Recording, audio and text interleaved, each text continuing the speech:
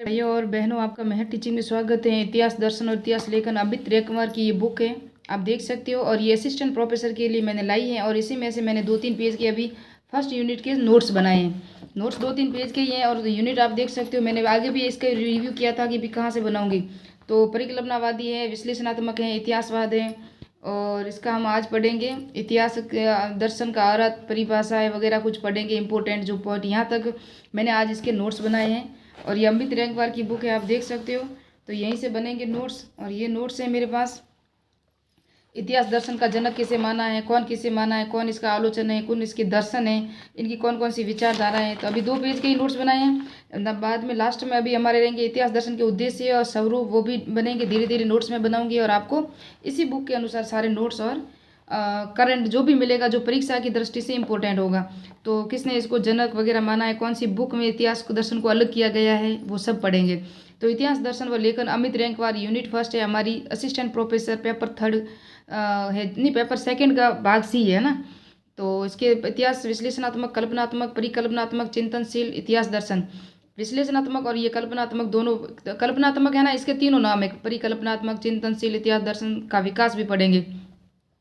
इसके हम इसमें पढ़ेंगे क्या क्या, इतिहास दर्शन का अर्थ पढ़ेंगे, फिर उद्देश्य पढ़ेंगे, फिर विकास पढ़ेंगे, फिर स्वरूप पढ़ेंगे और प्रकार आदि का वर्णन करेंगे। उसके बाद इतिहास दर्शन का अर्थ, तो इसका शाब्दिक, जो सर्वप्रथम शाब्दिक अर्थ में हम इतिहास दर्शन को समझते हैं, तो इतिहास का अर्थ अतीत की जो घटनाएं हैं, जो उनके परिणामों का अध्ययन किया जाता है। पहले जो क्या घटनाएं हुई थी, पहले मानव कैसे पैदा हुआ था और फिर उसके परिणाम क्या हुए, पहले भूकंप क्यों आए थे, उसके क्या परिणाम हुए, जलवायु परिवर्तन वगैरह जो हुआ ना, उसके परिणामों का अध्ययन करेंगे। जो घटनाएं हो चुकी है लेकिन उसके अध्ययन अभी करेंगे। गिब्बन ने इतिहास को क्या कहा है, प्रजाति कहा है। गिब्बन ने इतिहास को लेखन की सबसे बड़ी लोकप्रिय प्रजाति कहा है। क्या क्या है, लोकप्रिय प्रजाति कहा है। दर्शन, दर्शन का मानसिक क्या है, दर्शन एक मानसिक प्रक्रिया है। अतीत में मानव के क्रियाकलापों को समझने में मानव मस्तिष्क की भूमिका एक प्रकार से इतिहास दर्शन का रूप है।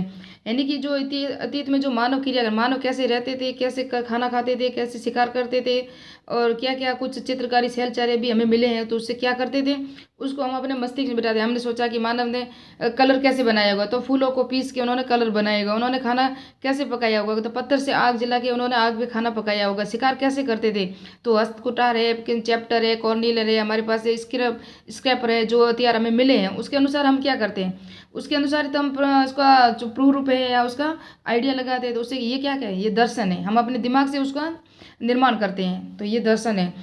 परमानंद सिंह ने क्या कहा, ये दोनों एक दूसरे के हैं और एक दूसरे के लिए हैं। क्या है, एक दूसरे के भी हैं और एक दूसरे के लिए हैं। परमानंद सिंह के अनुसार ये कहा था, दर्शन और इतिहास के लिए। फिर कॉलिंगवुड ने के अनुसार क्या कहा कि इतिहास क्या है का उत्तर देने का प्रयास मात्र है। इतिहास क्या है, इसका उत्तर देने का प्रयास मात्र है, उन्होंने कहा था। जबकि उत्तर किसने दिया था वो नेक्स्ट में पढ़ेंगे। इतिहास दर्शन व इतिहास का विकास साथ साथ हुआ, ये किसकी परिभाषा है, ये कॉलिंगवुड की परिभाषा है कि इतिहास दर्शन व इतिहास का विकास साथ साथ हुआ। ये इंपॉर्टेंट है, इसको अच्छी तरह याद रखना। तो कुछ इतिहासकारों के अनुसार इतिहास दर्शन का विस्तारित अर्थ हम समझेंगे कि इतिहास दर्शन और इतिहास के लिए परिभाषा छोटे अर्थों में किस किसने जो अर्थ के रूप में परिभाषा दी, फिर इसका डिटेल से हम वर्णन करेंगे परिकल्पनात्मक में या विश्लेषणात्मक में। इन सब के फ्रांसीसी बैकन थे इंग्लैंड के, उन्होंने इतिहास दर्शन में क्या कहा। विको इटली के थे, इन्होंने क्या कहा। वॉल्टेयर फ्रांस के थे, हर्डन जर्मनी के और हिंगल भी जर्मनी के थे। इन्होंने इतिहास दर्शन के लिए क्या क्या परिभाषाएं दी और क्या क्या कहा। तो फ्रांसीसी बैकन जो इंग्लैंड के थे, सर्वप्रथम इतिहास क्या है का उत्तर दिया। उत्तर किसने दिया, उत्तर तो फ्रांसीसी की बैकन ने दिया, जबकि कॉलिंगवुड ने उत्तर देने का मात्र प्रयास कहा था। किसने कहा था, कॉलिंगवुड ने कहा था। बैकन की सबसे बड़ी कमी यह थी कि उन्होंने इतिहास दर्शन को कोई सिद्धांत नहीं दिया था। बैकन ने कोई सिद्धांत नहीं दिया। फिर कॉलिंगवुड कॉलिंगवुड कॉलिंगवुड ने एक और परिभाषा दी थी कि इतिहास क्या है का उत्तर देने का समुचित प्रयास ही इतिहास दर्शन है। उन्होंने कहा प्रयास है ना, वो ही इतिहास दर्शन है। जबकि यहाँ जो किसने कहा था, बेकन ने कहा था, उत्तर दिया था। सबसे बड़ी कमी इनकी थी, इनके पास सिद्धांत नहीं था लेकिन उत्तर दिया था। किन्होंने दिया था, बेकन ने दिया था। फिर है वॉल्टेयर जो फ्रांस के थे, उन्होंने क्या कहा, सर्वप्रथम इतिहास दर्शन शब्द का प्रयोग किसने किया था, वॉल्टेयर थे ना, इन्होंने सर्वप्रथम इतिहास दर्शन शब्द का प्रयोग किया था। फिर कॉलिंगवुड ने वॉल्टेयर को इतिहास जनक कहा था। कॉलिंगवुड थे ना, इन्होंने वॉल्टेयर को क्या कहा, इतिहास का जनक कहा था। तो इतिहास के जनक थे नहीं, लेकिन कॉलिंगवुड ने कहा था, किसको, वॉल्टेयर को। फिर विको तीसरे नंबर पे इटली के थे, उन्होंने क्या कहा, इटली सर्वप्रथम इतिहास दर्शन की जन्मस्थली इटली को माना जाता है ना। जर्मन WH वॉल्स ने विको को आधुनिक इतिहास का दर्शन कहा है। किसने कहा है? तो आधुनिक इतिहास का दर्शन वॉल्स ने कहा है विको को। जबकि कोई जनक कह रहा है तो कौन कह रहे हैं? वॉल्टेयर को किसने कहा था? कॉलिंगवुड ने कहा था इतिहास दर्शन का जनक। आधुनिक जनक किसने कहा था? वॉल्स ने विको को कहा है। तो हल्डर जर्मनी के थे। तो आधुनिक WH वॉल्स ने विको को आधुनिक इतिहास का दर्शक या अन्वेषक कहा है। हर्डर जर्मनी के थे।